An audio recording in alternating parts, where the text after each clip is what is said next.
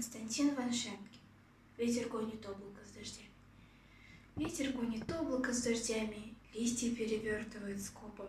Мы сидим в отрытой наспех яме, кратко именуемой окопом. На штыки склоняясь дремлем стоя, к стенке приспособившись спиной. Снится только самое простое — отдых с табаком и тишиною.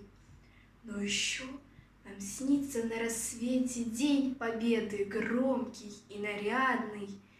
То, что было с нами в 43-м, кажется теперь невероятным. И теперь нам кажется порою, что не уезжали из столицы, и бывает кутаем весной горло из боязни простудиться. Но случись гроза над нашим краем, будем вновь живучие, как боги, о победе и тепле мечтаем ждать чужие танки у дороги.